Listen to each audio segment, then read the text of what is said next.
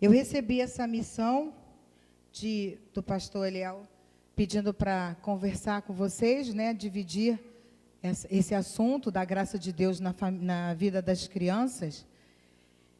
E eu confesso que eu achei muito difícil isso, porque eu fiquei vários dias pensando, falando com Deus, não acontecia nada. Aí hoje de manhã eu falei, Deus, só tem hoje. Se o Senhor me falar nada, eu não sei como vai ser. Aí fiquei, orei, nada. Assisti pregação, nada. O que é difícil? O que foi difícil para mim? A graça de Deus nas crianças. Aí comecei a buscar um monte de palavra, mas não era isso. Eu não estava entendendo essa graça, sabe? Aí eu me ajoelhei, comecei a chorar e falei, Deus, se tu não me mostrares qual é a graça de Deus na vida das crianças, eu vou chegar lá na igreja, o pastor vai me chamar, eu vou chegar, vou levar minha Bíblia e vou dizer assim, irmãos, Deus não me falou nada. E eu vou falar isso. Aí, quando eu estava lá chorando e falei isso para Deus, Deus me mostrou. Mas foi no 45 do segundo tempo. Mas Ele me mostrou. E eu vou tentar passar para vocês o que Ele me mostrou. Tá bom? Eu vou pedir que vocês me ajudem, tá? Porque assim, eu sou professora, eu não gosto de falar sozinha. Eu não sou pregadora, não sou pastora. Eu sou professora. Então, eu gosto de participação. Amém? Aí a gente não dorme, né? A gente fica animado, não é isso? Porque Deus vai fazer alguma coisa aqui hoje. Eu creio. Então, eu queria que alguém abrisse para mim Provérbios 22:6, que foi onde eu comecei a buscar a graça de Deus. A minha Bíblia tem uma versão diferente da de vocês, tá? Mas é mais ou menos o que eu vou ler. Diz assim, instrua a criança segundo os objetivos que você tem para ela, e mesmo com o passar dos anos, não se desviará deles. Não é isso? Acharam? Colossenses 3:21. Alguém poderia ler?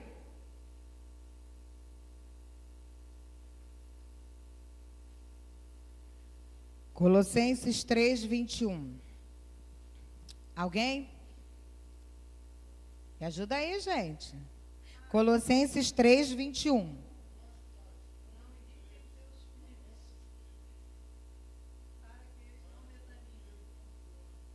Isso aí, vamos animar, isso mesmo, para que não perca o ânimo. Em Mateus 19, do 13 ao 15, fala de Jesus com as crianças. Vamos abrir? Alguém pode ler? Aline, lê esse agora que ficou, você e o amiguinho. Mateus 19, do 13 ao 15.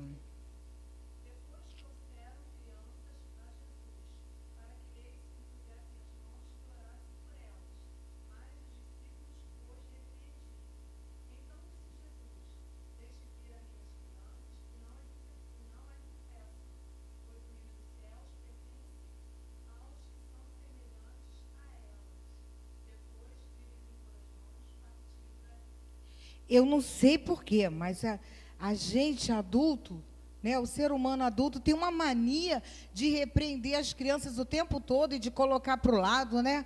Aí Jesus veio com aquela maravilha dele e disse, não façam isso. E o pior é que a gente não aprendeu o que a gente faz até hoje. Não é assim que a gente faz com as crianças? Algumas pessoas fazem. E Lucas 18, do 15 ao 17. Quem pode?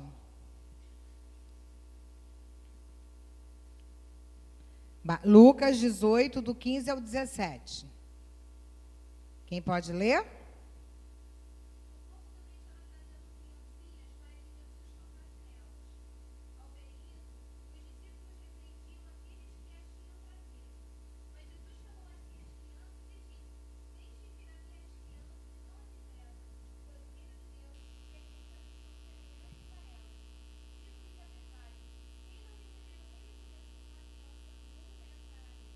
Sabe por que você leu essa passagem agora?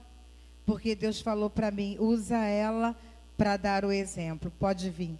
Eline, pode colocar aí, por favor. Pode vir aqui e ficar do meu lado.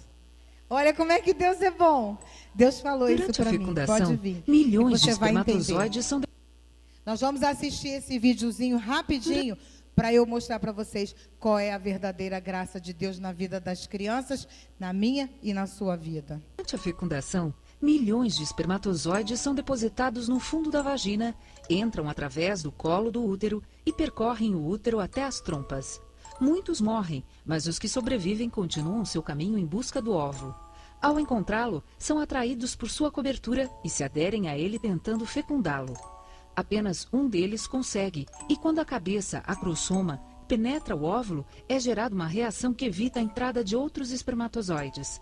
Neste momento, você já está grávida e o ovo formado pelo espermatozoide e o óvulo inicia um processo de divisão celular e migração até o útero para se implantar. O ovo, ao se dividir, é chamado de mórula. Com apenas 2 semanas, tem mais de 250 células e começa sua implantação no endométrio, a parede interna do útero.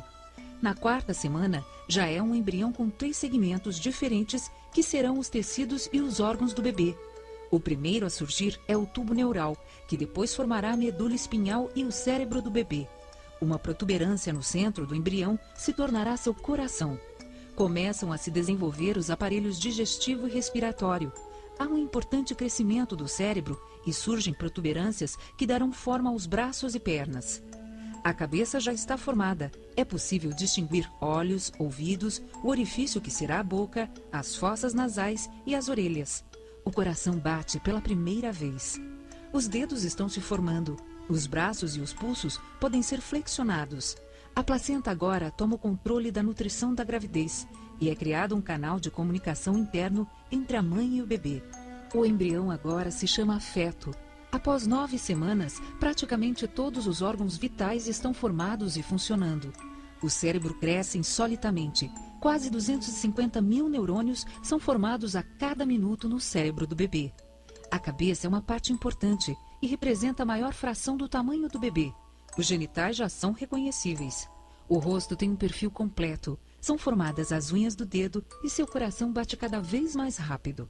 A placenta está fornecendo ao bebê oxigênio, nutrientes e a possibilidade de eliminar os seus resíduos.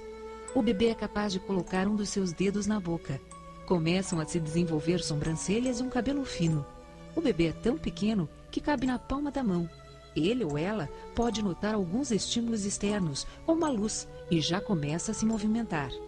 O bebê está bem definido e pode fazer gestos ao morder seus dedinhos. Ele ou ela deglute o líquido que o rodeia, líquido amniótico. Move-se intensamente e percebe sensações do exterior, e já pode ouvir.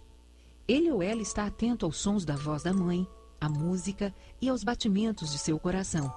E pode abrir os olhos e diferencia claramente a luz da escuridão. Passa um bom tempo pensando. Os pulmões seguem se desenvolvendo para a vida fora do útero. O bebê acorda com sons fortes e se acalma com a voz da mãe. O bebê já tem uma rotina de exercícios que a mãe pode sentir e perceber claramente. Inclusive, se está em uma posição incômoda, começará a se mover com força até que a mãe mude de posição. Seus olhos têm cor. Fica acordado a maior parte do tempo e atento ao exterior. Ele ou ela começa a assumir a posição fetal. O cérebro já tem o tamanho da cabeça. Brinca com o cordão umbilical e começa a procurar a posição definitiva que estará ao nascer. Algumas vezes abrirá os olhos, pois pode distinguir imagens. O bebê se encontra encaixado. Sua cabeça preenche a parte superior do colo do útero. Agora se move menos devido à falta de espaço. Tem muita gordura no corpo e todos os órgãos têm desenvolvimento suficiente para levar uma vida saudável fora do corpo materno. A gordura que acumulou durante a vida intrauterina servirá para regular sua temperatura depois de nascer. Não se sabe exatamente o que provoca o início do parto. Ele ou ela pode nascer a qualquer momento. Tudo depende de quanto conforto encontra no útero. Eis aí, a graça de Deus na vida das crianças. Está aqui, ó. Aqui a graça. É o favor imerecido. É o início da vida, é o início de tudo. Essa é a graça de Deus na vida das crianças. São elas que começam todas as coisas. Você foi criança, você foi esse feto que está aqui representado na Débora. Você foi essa pessoa. Então, não tem como não reconhecer o poder de Deus e a graça de Deus na vida das crianças. Não tem como a gente não respeitar uma criança. Não tem como a gente não tratar bem, não ajudar, não estar junto de uma criança. Porque está aqui. O início de tudo está aqui. A vida começa aqui. E a vida está nesta barriga porque Deus foi gracioso. Porque não é simples ser um feto, não é simples ser uma pessoa, não é simples crescer sendo uma pessoa. Mas Deus, pela graça, fez isso. E Ele me falou, pega ela e mostra o meu poder, está aqui. Amém? Amém. A graça de Deus para as crianças é o início da vida, né? Então, quando a gente percebe que nós temos uma criança em casa, a gente tem dentro da nossa casa movimento, vida, alegria, não é assim? Criatividade, não é assim? Ânimo dentro de casa. Quando você tem uma criança, você tem ânimo dentro da sua casa, por mais que você esteja triste. A minha vive falando, sorria. É assim que a Carol faz? Sorria. É isso. Deus usa através da criança para nos motivar também. Então, a graça de Deus, que é a vida de uma criança, é para usar na nossa vida. Então, nós temos que aproveitar isso.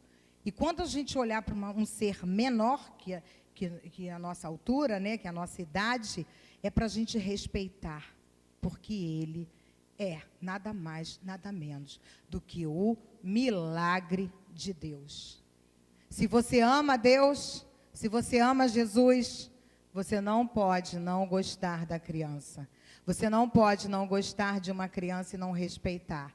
Você não pode ficar extremamente irritado porque uma criança chora e você está falando aqui no culto. Você, claro, que o pai vai ser educado e depois vai retirar a criança. Mas você precisa entender que isso é um processo e precisa acontecer. A criança tem que chorar, falar, gritar, pedir, porque é essa forma que ela sabe fazer. Amém, irmãos? E aí, eu quero fazer uma pergunta para vocês.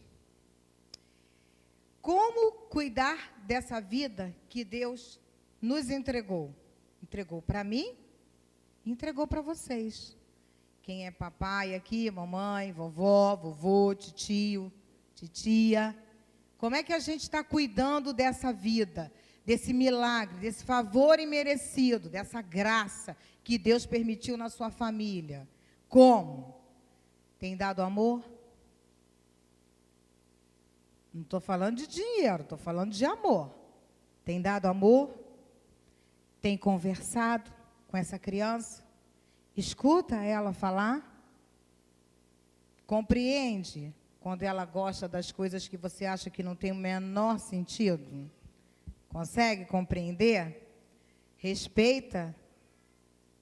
Porque se você não faz isso, hoje você vai mudar, em nome de Jesus. Porque é preciso. Sabe por quê? Porque a criança é a graça de Deus na tua vida. Na minha e na sua. Como cuidar dessa criança na igreja? Eita, que é um assunto bom, né? Na igreja. Como é que você cuida? Hã? Tem aí se levantado para nos ajudar? Ah, eu não posso. Por quê?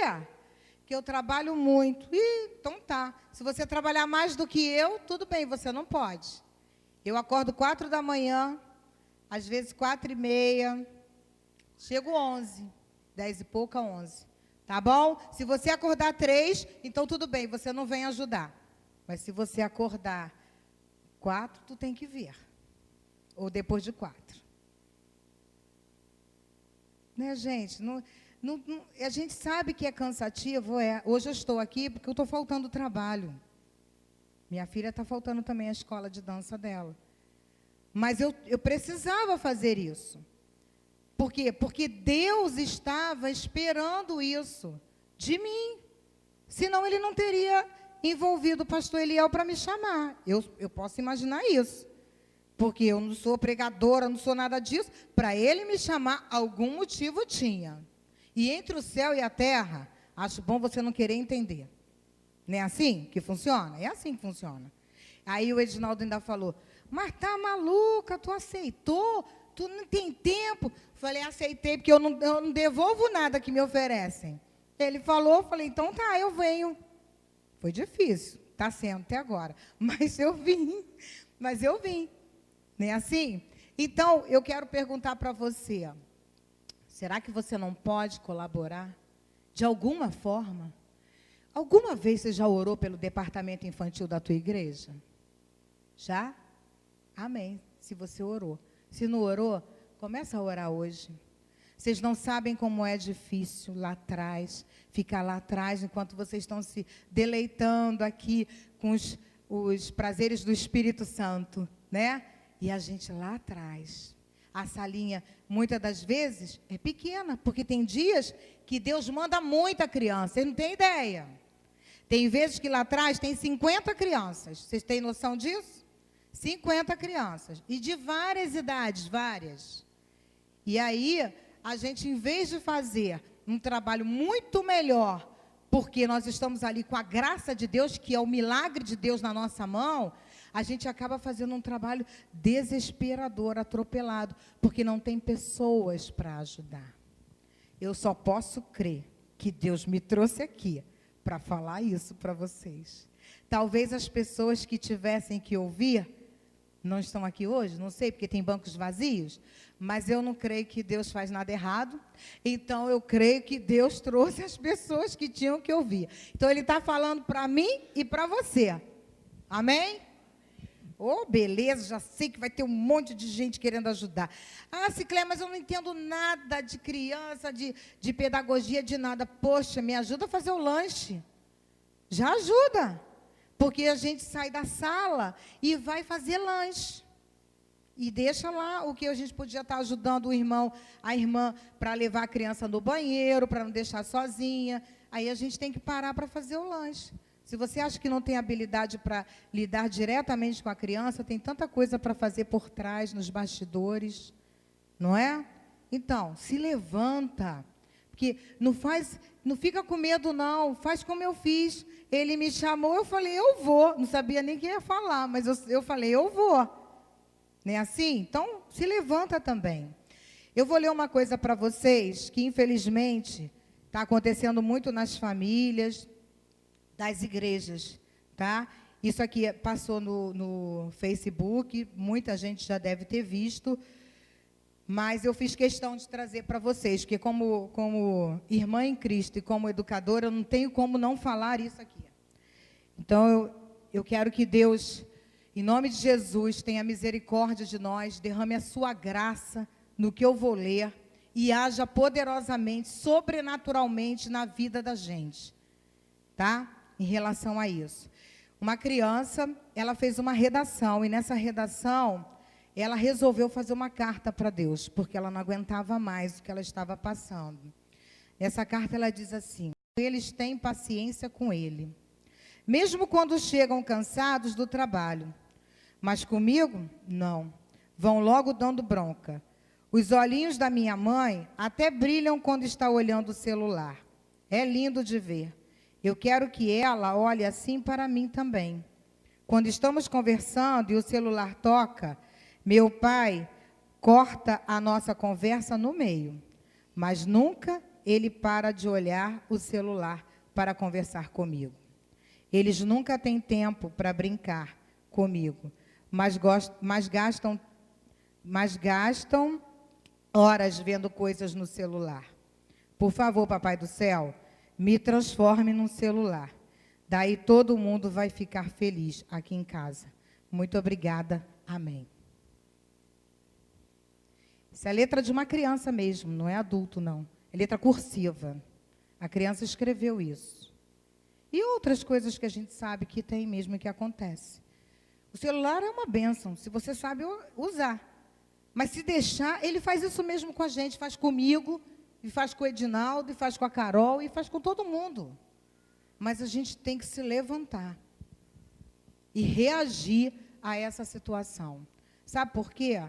Porque aquela criança que está implorando o teu olhar e a tua atenção, é a graça de Deus, é o milagre da vida na tua mão, ali do teu lado.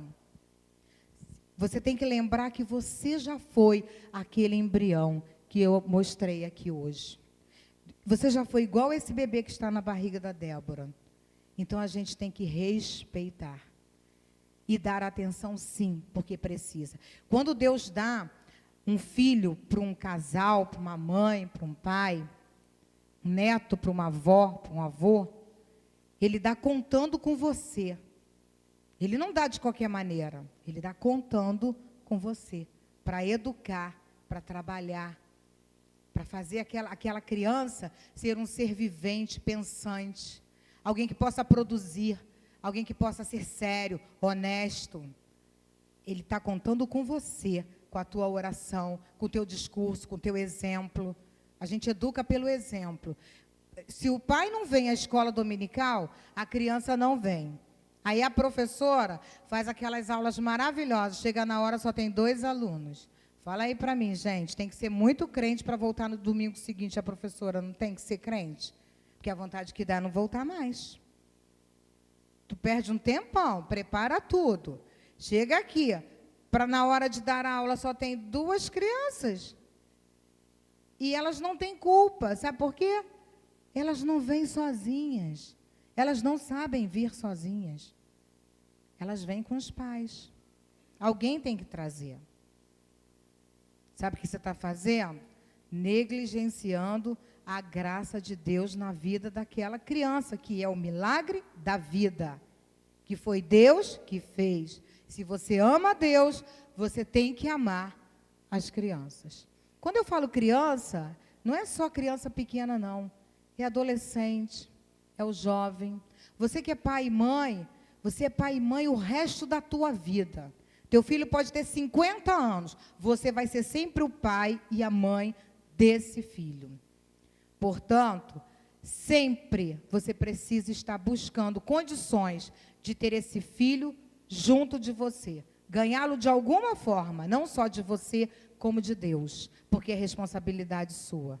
Ah, mas meu filho não me atende, nem meu filho olha para mim, nem meu filho conversa comigo, eu convido, ele não vem. Não interessa, você é o adulto da relação. Você tem que fazer. Se ele não vem, aí é um problema dele depois, com Deus. Mas você tem que fazer a sua parte, que a responsabilidade é sua. É sua. Toda vez que uma criança me pergunta alguma coisa com relação aos marginais, aos bandidos, né? E a questão de você respeitar a outra pessoa e dizer, nada de pena de morte, matar para quê? Né? As pessoas falam logo, os alunos falam, a professora tinha que matar esses bandidos todos. Aí eu falo, não, aquele bandido ali é um ser humano, que tinha que ter alguém para conversar, para educar, ele é vítima, e tal, estou explicando. Aí, uma vez uma criança falou para mim, eu vejo bem a mãe daquele fulano de tal, que está preso, fica ali direto. Sabe por que você vê? Porque todos podem desistir do teu filho na sociedade. Todos, inclusive a igreja. Mas você, mãe, pai, não pode. As mulheres que choram e gritam na porta dos presídios são mães que estão com os filhos ali dentro.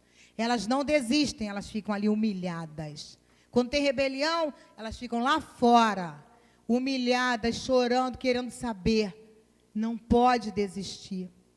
Não sei por que Deus está fazendo eu falar isso hoje. Se você tem um filho que está nas drogas, que está em maus caminhos, que não precisa ser nas drogas, que não gosta de vir à igreja, que não conhece Jesus, que não gosta de trabalhar, que não tem emprego, que não estuda, que não curte as coisas que deveria curtir, eu quero dizer para você, se levanta, porque Deus muda, Deus transforma, Ele cria circunstâncias aonde não existe, mas tem que ter uma mãe orando, uma avó orando, um pai orando, tem que ter, não pode desistir, só desista na hora que ele der o último suspiro, porque enquanto ele respirar, há poder no céu e na terra para transformar essa vida.